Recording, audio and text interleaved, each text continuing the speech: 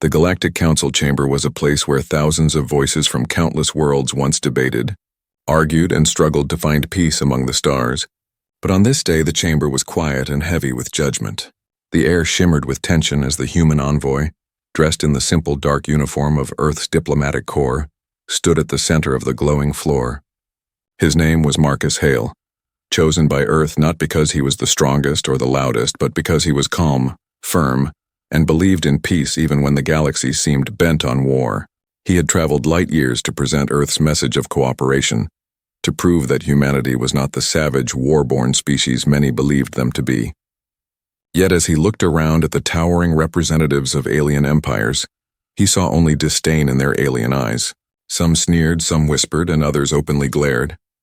High Chancellor Vale of the Council raised her long crystalline hand, and the murmurs fell away. She declared with cold authority that the human envoy represented a dangerous and unstable species. She recited a list of human wars, conquests, and battles that stretched back centuries. She spoke of Earth's resilience as if it were a crime, of humanity's refusal to bow to alien customs as if it were defiance.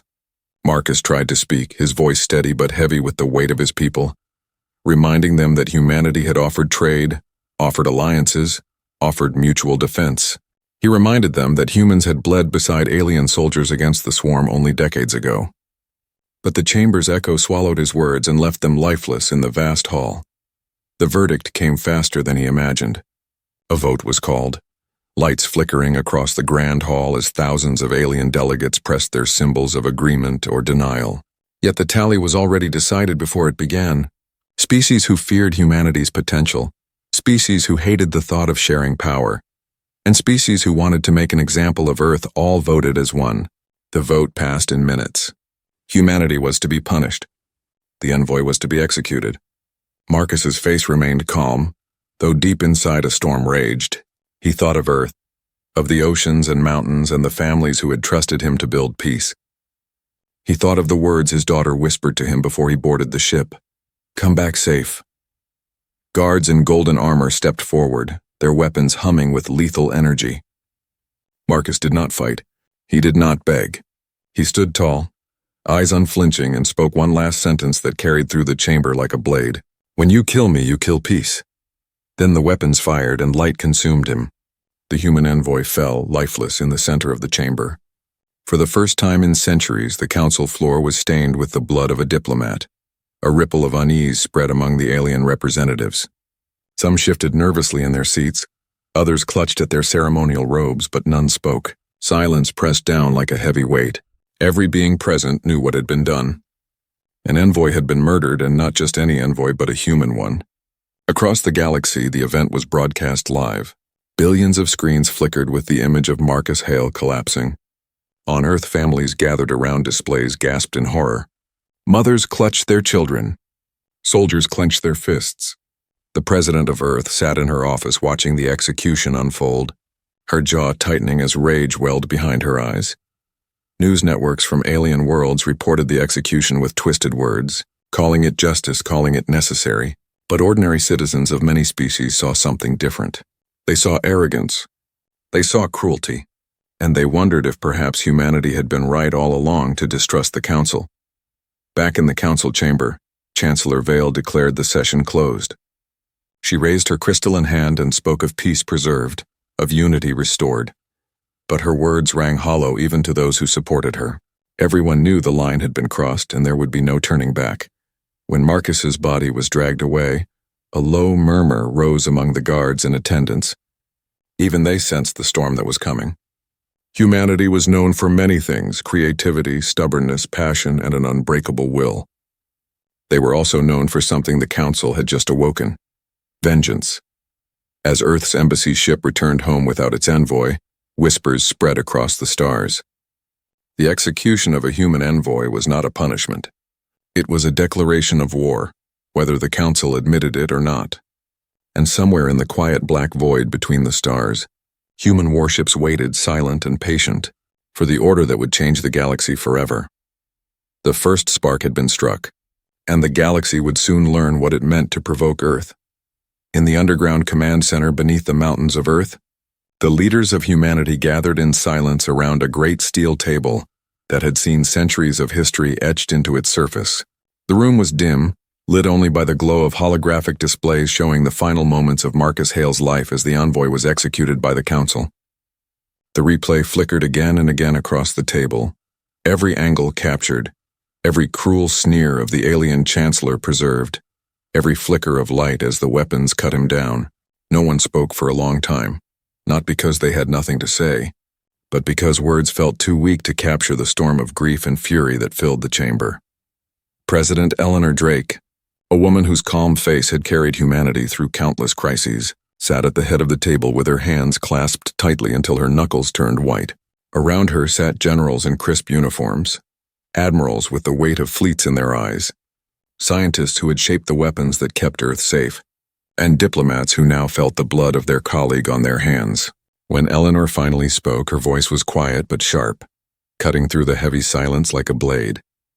She said that the Galactic Council had not just killed a man, they had killed the very idea of peace, and they had done it publicly, without shame, to remind humanity of its place. The words ignited the room. Admiral Ruiz slammed his fist on the table, declaring that the fleet should be mobilized at once. General Okoro spoke of protocols long kept hidden, weapons never meant to be used unless Earth faced annihilation. Scientists muttered among themselves about dormant projects stored in secret facilities, projects that could end wars but at the cost of entire worlds. For a moment anger ruled, but then Eleanor raised her hand and the voices fell back to silence. She reminded them that they were not children lashing out in grief. They were humanity, and humanity's actions would echo across the stars for millennia. It was then that a word surfaced among the Council of Leaders, a word spoken only in whispers for generations: Annihilation Protocol. It had been written centuries ago during humanity's earliest ventures into the galaxy, a set of steps so final and devastating that no leader had ever dared to activate it. It was not a weapon but a philosophy, a full mobilization of every resource, every fleet, every soldier, every weapon that Earth had ever built, unleashed not to win battles but to erase enemies who threatened their survival. The room grew cold as the implications sank in. Activating the protocol would mean war without restraint. It would mean no negotiations, no retreats, no mercy. Debate erupted with some warning that activating the protocol would condemn humanity in the eyes of every peaceful species. Others countered that the Council had already condemned them, that the moment Marcus Hale was cut down, humanity's reputation was burned forever. A few diplomats begged for one last attempt at dialogue, but their pleas sounded hollow even to their own ears. The Council had made it clear they wanted no peace, only submission. Eleanor stood, her face shadowed by the dim lights, and she asked the room a single question. If we do nothing, what future will our children have? No one answered, for they already knew. Silence spread like a tide, and in that silence humanity's fate was decided. One by one, voices rose in agreement. Generals swore their armies would march. Admirals pledged their fleets to the stars. Scientists unlocked files sealed for centuries. The Annihilation Protocol was no longer a myth. It was law. Orders were dispatched across the globe in encrypted bursts. Factories once devoted to commerce and civilian life shifted gears to war production. Orbital shipyards lit up as ancient warships, mothballed and hidden, were reactivated. Soldiers were recalled from every outpost and colony, and reserves that had not seen combat in decades were summoned. On Mars, weapons long thought to be prototypes were uncovered from beneath the dust. On Europa, submarines carrying nuclear payloads were prepared to slip beneath the ice and wait for orders. Humanity had begun to move, and when humanity moved, the galaxy would feel it across the stars. Allied species who had once trusted Earth sent desperate messages warning them to stay their hand, to seek justice through diplomacy. But those messages went unanswered. Humanity was not listening anymore. Earth had been humiliated, their envoy executed like a criminal, and there was no space left for negotiation. The storm had already begun to rise, and no one could stop it. As Eleanor Drake stood at the window of the command center, she looked out at the night sky filled with stars. Somewhere out there were the beings who had spat on Earth's hand of peace and killed the man who carried it. Somewhere out there was the council that believed humanity could be cowed. Her voice was quiet when she spoke, but every person in the room heard her words and would remember them for the rest of their lives. She said that the council had wanted humanity to kneel, But they would soon learn humanity does not kneel. Humanity stands. The Annihilation Protocol was alive, and the galaxy would soon tremble beneath its weight. The world shifted overnight when the Annihilation Protocol was declared. Though the galaxy did not yet fully understand what had been set in motion, on Earth the factories that had lain quiet for decades roared back to life, their chimneys pouring smoke into the sky as machines worked without rest. Entire cities were converted into command hubs where soldiers marched through the streets, their boots thundering in unison while banners of black and silver bearing the crest of Earth were raised above them. In orbit, the massive shipyards glowed with relentless activity, tug vessels guiding colossal frames of warships into place while engineers in exosuits welded plates of armor thicker than anything the Council navies could pierce. Across the colonies, the same transformation was underway. On Mars, old hangars were opened, revealing war machines mothballed since the first interplanetary wars. On Titan, the skies filled with the sound of atmospheric shuttles ferrying troops to waiting carriers. On Luna, the deep silos of ancient missile complexes were primed once again. Humanity was not preparing for a war of attrition or defense.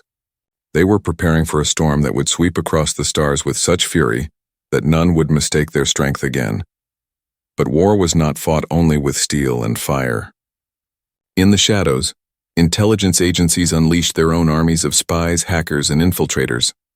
Data streams flowing through Council space began to falter, corrupted by human hands. Supply chains were mapped with precision, showing every weak point where a single strike would collapse entire fleets. Alien spies stationed on Earth tried to relay what they saw, but most vanished before their reports could reach home. The galaxy began to sense that something terrible was unfolding, and fear spread like a whisper carried on the solar wind. Ordinary citizens across countless worlds huddled around their broadcast screens replaying the execution of Marcus Hale. To many species he had been nothing more than a man from a dangerous world, but in his final words they heard a truth they could not ignore. When he said that killing him meant killing peace, they saw a prophecy fulfilled in the mobilization of Earth. Refugees from frontier colonies began to pack their belongings and flee, not because humanity had attacked them, but because they felt what was coming and did not want to be caught between the hammer and the anvil. The Galactic Council tried to control the narrative.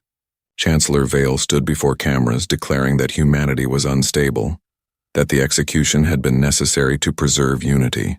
Yet her speeches were met with unease, even anger, for the council chamber had not forgotten the silence that followed Marcus's death. That silence spoke louder than any decree. Member species began to question their allegiance, some secretly contacting human envoys in hidden channels, others fortifying their worlds in case the storm reached them.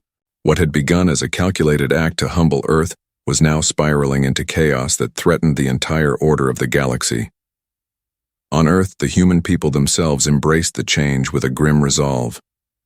Families sent their sons and daughters to recruitment stations with tears but also pride. Artists painted murals of Marcus Hale, his eyes staring defiantly at the galaxy, becoming a symbol for a cause greater than himself. Children were taught that the Council had stolen peace, and that it was humanity's duty to show the stars what happened when peace was betrayed. Even those who had once spoken against militarization found themselves swept up in the tide, for there was no longer room for dissent when survival demanded unity. In the command center, Eleanor Drake stood with her generals watching reports flow in from every corner of the human domain. The mobilization was working faster than even she had expected. Resources once tied to commercial industries were redirected into war production.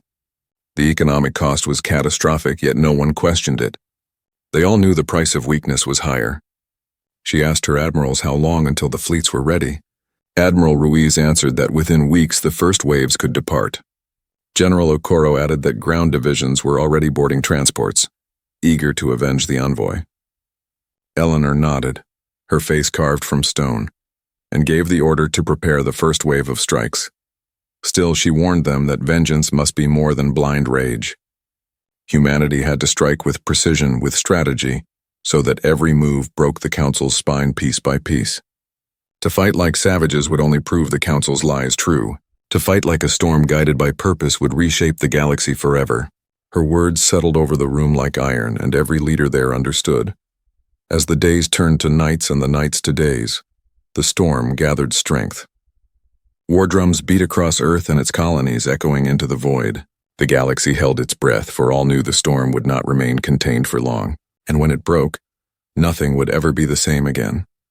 The storm finally broke when the first wave of the Annihilation protocol was unleashed. For weeks the galaxy had whispered of humanity's preparations, but no one could have imagined the scale of the strike that came without warning.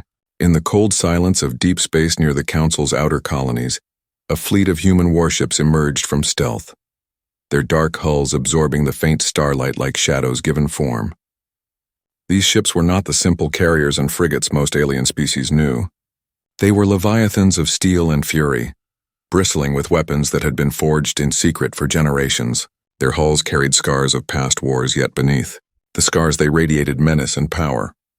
The first target was not a military base nor a fortress, but a hub of communication that connected entire sectors of Council space. In the Council chamber, it was believed that such structures were untouchable, too valuable for even the most reckless of species to strike. But humanity did not see value in mercy. With a single command, the human fleet opened fire. Beams of pure energy lanced across the void, cutting through defense platforms like blades through paper. Kinetic projectiles accelerated to impossible speeds, shattered satellites into clouds of molten debris. Within minutes, the hub was silent, its vast network of signals extinguished as though a torch had been snuffed in the night. Billions of voices went dark across the galaxy, and chaos erupted as fleets and colonies found themselves cut off from one another. The next blow came swiftly. Supply convoys laden with food, fuel, and medical supplies vanished into silence as cloaked submarines of space struck from hidden positions. Alien captains watched in terror as missiles streaked from nowhere, ripping their vessels apart in blinding light before they could even raise a shield. Entire routes that had once carried the lifeblood of empires became graveyards of wreckage, drifting endlessly in the void. In less than a week, the Council realized their logistics had collapsed. Armies stationed on the frontier found themselves stranded and starving, while civilians on core worlds rioted for supplies that never arrived. Council fleets rushed to intercept the human warships, but here too they found themselves unprepared. Human strategy defied the rigid patterns the aliens had come to rely on. Their ships did not engage in grand formations or follow predictable doctrines. They struck like predators, isolating stragglers, feinting retreat only to ambush, vanishing into stealth before counterattacks could form. Alien commanders found themselves bewildered, their training rendered useless against the cunning and adaptability of human crews. Every battle became a lesson in terror, every loss a reminder that the Council had underestimated humanity for the last time. The galaxy watched in disbelief as the devastation spread. News broadcasts struggled to keep pace, showing images of human fleets descending on orbital stations, their weapons carving holes into defenses while alien crews abandoned their posts in panic. Survivors spoke of the cold silence of human soldiers advancing without hesitation, their faces grim and unyielding, fighting not for conquest, but for vengeance. Messages began to circulate in every language, warnings etched into the stars themselves. You executed peace. Now you face extinction. The Council scrambled to respond. Emergency meetings were held in panicked urgency, the chamber once filled with arrogance now trembling with fear. Some representatives demanded total war, calling for every resource to be turned against Earth before humanity could grow stronger. Others pleaded for negotiation, arguing that continued defiance would only ensure annihilation. But unity was gone, shattered by the blood spilled in the execution of Marcus Hale and the storm that followed. Alliances fractured as some species withdrew to protect their own worlds, unwilling to sacrifice for a council that had led them into disaster. Meanwhile on Earth, the people watched with grim pride as reports of victories came in. Families mourned the lives lost, but they did not waver, for they knew the price of vengeance was heavy. Factories pushed harder, fleets grew larger, and the momentum of war became unstoppable. Eleanor Drake stood before the cameras of Earth and its colonies, her face stern as she declared that humanity would not stop until the Council answered for its crime. Her speech echoed across human space, uniting billions with a single resolve. In the depths of the galaxy, far from the chaos of the Council's core worlds, smaller species whispered prayers of gratitude or fear. Some saw in humanity a chance for justice, others saw only the approach of doom, yet all agreed on one truth that could no longer be denied. The first strike of the Annihilation Protocol had changed everything. The galaxy would never again see humanity as weak or desperate for acceptance. Now they were the storm, and the storm was only beginning to rise. The galaxy trembled as the aftermath of the first strikes echoed across the stars. Entire sectors had gone dark when the human fleet severed the communications hub, and supply lines that had fed the Council's armies now lay in ruin. What began as whispers of fear among alien civilians turned into open panic. On distant worlds, markets collapsed as food shipments failed to arrive. Families lined the streets in desperate protests, demanding answers from leaders who no longer had control. In space, the wreckage of destroyed convoys drifted silently, grim reminders of what defying Earth now meant. In the Galactic Council chamber, the once mighty assembly was reduced to chaos. Representatives shouted over one another, their voices rising in fear and accusation. Chancellor Vale struggled to maintain order, but her words no longer carried authority. Some accused her of bringing ruin by ordering the envoy's execution. Others accused humanity of savagery and demanded an even harsher response. Yet the reality was plain for all to see. Every attempt to rally the fleets had ended in disaster, and the Council's armies now stood fractured, low on supplies, and burdened by the fear of another human strike. Trust among the member species began to unravel. Old grudges resurfaced as weaker species openly questioned why they should risk extinction to protect the arrogance of the Council. On frontier planets near the edges of Council space, the panic turned violent. Colonies abandoned their posts, stripping ships for fuel and fleeing to the dark edges of uncharted systems. Civilian transports overloaded with refugees clogged hyperspace routes, desperately trying to escape before humanity's fleets appeared on their doorstep. In some sectors, entire military garrisons surrendered without a fight when human vessels approached, their commanders unwilling to sacrifice their troops for a council that no longer inspired loyalty.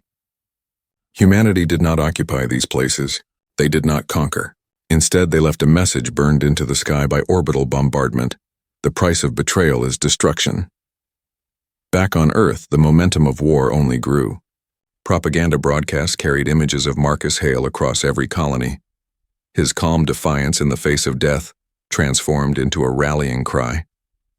Children in schools recited his last words as a pledge. Soldiers marched beneath banners bearing his likeness. The envoy, who had once been a simple diplomat, was now a martyr whose sacrifice fueled the fire of vengeance. President Eleanor Drake addressed the people once more, her voice steady as she declared that humanity was not seeking conquest but justice, and that until the Council knelt in apology, the storm would not cease. The people answered with roaring approval, their resolve hardened even further. For many alien species watching these events unfold, doubt began to creep into their hearts. The Council had painted humanity as reckless warmongers, but what they now saw was something far more terrifying. Humanity was precise. Humanity was disciplined. They did not waste resources on needless slaughter, but instead struck with surgical accuracy at the foundations of power. To those who studied strategy, it became clear that the humans were not lashing out blindly. They were dismantling the galaxy piece by piece with a purpose that could not be mistaken. Among the Council's core worlds, some voices began to break away from the chorus of defiance. A coalition of smaller species demanded peace talks, insisting that humanity could not be defeated through force. Their pleas were silenced by the Chancellor, who accused them of cowardice. But behind closed doors, many secretly reached out to human agents. Secret couriers traveled through hidden channels carrying messages of surrender, offering intelligence, resources, and even soldiers in exchange for survival. Humanity accepted these whispers not with kindness but with calculated advantage, using them to deepen the fractures in the Council's unity. The galaxy's strongest empires, once proud and unshakable, found themselves cornered by fear. Their fleets were massive, yet every battle fought against humans ended in humiliation. Their citizens grew restless as supplies dwindled and trust in the Council faded. Leaders who once mocked humanity now hid behind their fortress worlds, watching the storm inch closer every day. Some attempted to rally propaganda campaigns, claiming victories that never happened, but the sight of burning colonies and silenced star systems told the truth that no speech could erase. As the weeks passed, a single phrase spread among the stars, whispered by refugees and soldiers alike. It was a phrase that carried both awe and dread. The humans had said it themselves, and now the galaxy repeated it. You executed peace. Now you face extinction. And in those words, every being across the stars understood that the Council had not merely provoked a species into war, they had awakened a force that would not stop until justice was delivered in fire and steel. The war spread, like wildfire across the stars as humanity's annihilation protocol pressed deeper into the heart of the galaxy. Entire sectors fell silent as human fleets moved with terrifying precision, striking at defense platforms, military outposts, and supply depots before vanishing back into the void. No one could predict where the next blow would land, and that uncertainty broke the will of even the strongest commanders. The Council had tried to form a united front, but their alliances were brittle and already fractured by fear. Now with every defeat the bond snapped, and one by one species began to abandon the cause. On the Council's frontier worlds, the arrival of human ships was met not with resistance, but with surrender. Local governors chose to raise white flags rather than see their cities turn to ash. Human commanders accepted these surrenders coldly, recording them but offering no protection. They were not conquerors seeking to rule. They were executioners ensuring that no one could ever again mistake humanity for weak. They struck hard, left their message in the ruins, and moved on to the next target. In their wake, millions fled, seeking safety anywhere beyond the Council's reach. Among the alien populations, whispers grew that perhaps humanity was not the monster the Chancellor painted them to be. They saw how human fleets bypassed civilian transports, refusing to waste fire on innocents. They saw how the strikes fell only on the Council's strongholds, the symbols of arrogance and control. For the first time, cracks appeared not only in the Council's leadership, but also in the faith of its people. Small species who had been bullied for centuries under Council rule began to see humanity as more than a destroyer. They began to see them as a hammer breaking chains. In hidden corners of space, quiet meetings took place between human agents and representatives of oppressed species. These aliens came not out of love for Earth but out of desperation, offering intelligence, safe passage, and even soldiers in exchange for survival. Humanity accepted their aid not with smiles but with solemn promises. Those who wished to stand aside would be spared, those who wished to join would fight at humanity's side, and those who clung to the Council would fall with it. Slowly, the tide began to shift as humanity found allies among the very beings the Council once ruled. In the grand chamber of the Council, panic became routine. Every day reports arrived of lost fleets, collapsed supply routes, and burned colonies. Chancellor Vale stood before the assembly, her once shining crystalline form now dulled with stress and fear. But her words no longer commanded obedience. Delegates turned on one another, accusing, threatening, and even fighting. Some stormed out, declaring their worlds would no longer shed blood for a council that had lost its power. Others begged for peace negotiations, only to be shouted down as traitors. The once mighty council was crumbling from within, undone not only by humanity's strikes but by their own arrogance. On Earth, the atmosphere was grim, yet resolute. Factories continued to run day and night, fleets continued to grow, and every report of victory was answered with both mourning and pride. Eleanor Drake met with her generals daily, watching the maps of the galaxy bleed red as humanity's influence expanded. She understood the cost of what they were doing. She saw the faces of families mourning loved ones lost in the war, but she also saw the fire in their eyes. They did not ask her to stop. They asked her to finish what had been started. Human soldiers fought with a ferocity the galaxy could not match. On scorched battlefields they advanced through smoke and ash, their armor scarred but their determination unbroken. In space their fleets moved as if guided by one mind, weaving strategies that confounded every alien commander. Even in loss they adapted, learning from every failure until victory became inevitable. Stories of their courage spread quickly, tales of small squads holding ground against overwhelming forces, of captains ramming their ships into enemy carriers to ensure victory. To their enemies, these stories were nightmares. To humanity, they were proof of unyielding spirit. By now, the galaxy understood that the execution of Marcus Hale had been the spark that lit a fire no one could extinguish. Every broadcast of his last words became a rallying cry not just for humans, but for all who suffered under the Council's arrogance. The idea that peace had been murdered by the Council resonated across worlds, and even among alien populations whispers grew of rebellion. The more the council tried to tighten its grip, the faster its control slipped away. The storm raged without mercy, and the galaxy stood on the edge of collapse. Yet in the chaos, one truth rose higher than all others. Humanity had not only proven itself the deadliest foe the galaxy had ever faced, they had proven themselves a force that could no longer be ignored. The Council had sought to make an example of Earth, but in doing so they had birthed a power that threatened to reshape the stars forever. The final march of the Annihilation Protocol brought humanity's fleets to the very heart of the Galactic Council. After months of relentless strikes, the once proud empires of the galaxy had been reduced to fractured states clinging to survival. Entire armadas had been burned away, colonies abandoned, and leaders silenced. Now only the core world of the Council remained, a planet whose towers had once gleamed as a symbol of unity, but now stood trembling under the shadow of Earth's vengeance. The humans had not rushed this moment. They had dismantled every defense, every supply line, every hope of reinforcement until the Council stood naked before them. On the night the human fleet arrived, the skies above the Council's homeworld filled with darkness. Thousands of ships emerged from hyperspace, blotting out the stars, their hulls marked with the sigil of Earth. They hovered like giants above the world, silent but suffocating. From the surface, billions of citizens looked up in terror, realizing that no plea and no wall could save them now.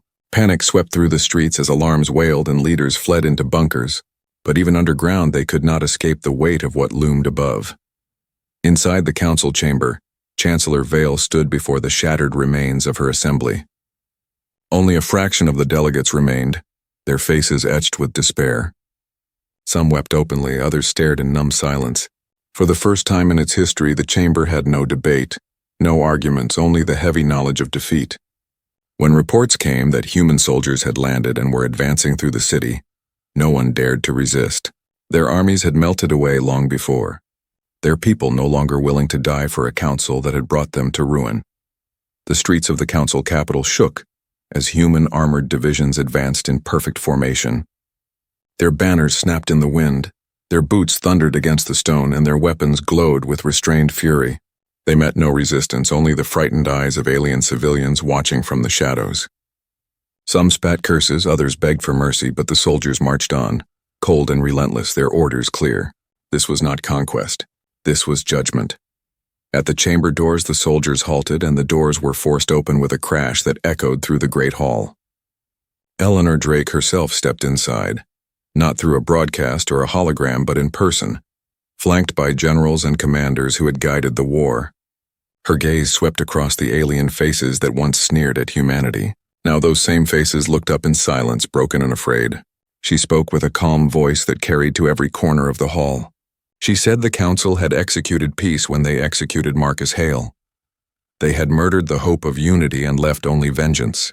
Humanity had answered, not because they wished for war, but because the galaxy left them no choice. Her words cut through the air like steel. She did not shout. She did not rage. She simply declared that the council was finished.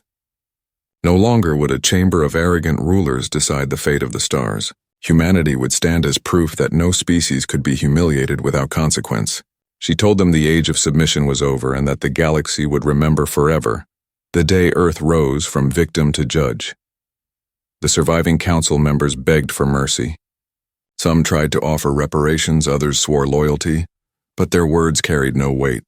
The chamber itself seemed to reject them, its walls scarred by the shadows of their betrayal. Eleanor did not call for their deaths, for death was too simple. Instead, she ordered the council dissolved. Every member would return to their world stripped of power, and the council's symbols were to be burned. Humanity had not come to enslave. They had come to end the arrogance that had cost their envoy his life. Outside the chamber, the human fleet unleashed one final demonstration. Orbital cannons fired not at cities, but at the council's great spire, the towering monument that had stood for millennia as a beacon of unity. The ground shook as the spire collapsed, its shards crashing into the city below, and a great cheer rose from the human soldiers who watched. Across the galaxy, the broadcast spread, showing billions the fall of the council's heart. To some it was horror, to others it was liberation, but to all it was undeniable. The galaxy had changed forever. When the dust settled, Eleanor Drake stood at the ruins and raised her hand. She spoke not only to those in the chamber, but to every world watching. She said humanity did not seek to rule the stars, only to remind them that Earth was not to be mocked or humiliated. She said Marcus Hale's death had been a tragedy, but from that tragedy had come a truth written in fire and steel. Humanity would never again kneel. Humanity would stand. And so the war ended not with negotiation, but with silence. The council was gone, its arrogance erased, and in its place a new order began to form. Across the stars, species whispered of Earth with fear, respect, and awe. The envoy had died with dignity, and his people had answered with fury. The galaxy would never forget, for humanity had carved its place into history with unbreakable resolve. The Annihilation protocol was over. The storm had passed, but its legacy would linger forever, carried on the lips of every being who looked to the stars and remembered the day Earth delivered judgment. The war that began with the execution of Marcus Hale ended with the fall of the Galactic Council, but the echoes of that storm carried on long after. The last battle was fought. Across the galaxy, countless worlds still bore the scars of fire and steel. Supply routes lay in ruin, fleets were shattered, and millions of refugees wandered from system to system, carrying stories of human warships descending from the void like shadows with fire in their hearts. Yet as the dust began to settle, something remarkable happened. Out of the ruins of fear, a new kind of order began to take shape. Humanity did not crown itself as an empire, nor did they raise a throne above the galaxy. Instead, they withdrew their fleets from conquered space, leaving behind only their message carved into stone and metal that Earth would never again be humiliated, and that peace could only exist when it was respected. On worlds that had suffered under the Council's arrogance, statues of Marcus Hale were erected not by humans, but by aliens who remembered his final words. They whispered that his death had been the spark that destroyed an age of oppression, and for some he became a martyr not only for Earth, but for every voice that had once been silenced by the Council. Eleanor Drake returned to Earth, to find her people weary but unbroken. Families wept for the fallen, yet they stood taller than before, for they knew their sacrifice had not been in vain. Children were taught not of conquest but of resilience, that when peace was murdered, humanity had the courage to rise and fight until justice was restored. Factories that once roared with war production turned again to rebuilding, their machines crafting ships of exploration rather than destruction, and the scars of battle slowly began to heal beneath the determination of a united people. Among the stars, the name of humanity became a force in itself. Some spoke it with reverence, others with fear, but none dared to ignore it.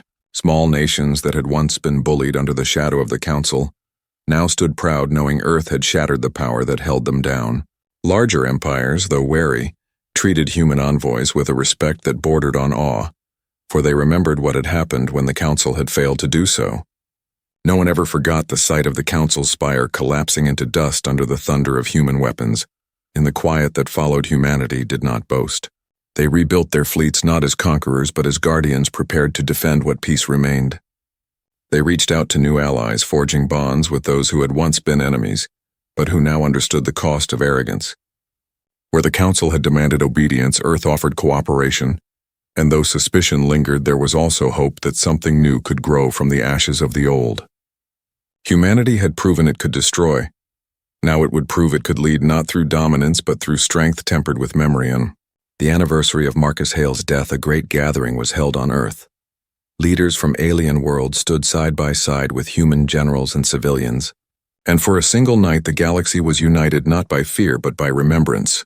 Eleanor Drake stood before them and spoke of a man who had come not with weapons but with words, a man who had been executed for daring to speak of peace, and she reminded them that his blood had changed the galaxy more than any warlord's conquest ever could. She told them that humanity had not sought this path, but, having walked it, they would never again be dismissed or broken. The stars glittered above as she ended her speech with a vow that Earth would watch the galaxy with unblinking eyes, and that no council or empire would ever again decide who lived and who died without consequence. The crowd stood in silence, then erupted in applause, a sound that carried across oceans and into orbit where human ships kept their eternal vigil. From that day forward, the galaxy lived with a new truth. The Council had ruled through fear, humanity had answered with fury, and now the future belonged to those who remembered both. And so the tale closed with humanity, standing not as conquerors, but as survivors who had taught the galaxy its most important lesson. To execute peace was to awaken war, and no species could bear that cost and remain unchanged. Earth had been tested, and from the fire they had emerged unyielding, a storm that had broken chains and rewritten the balance of the stars. The galaxy would never be the same, and humanity would never again be ignored. The end.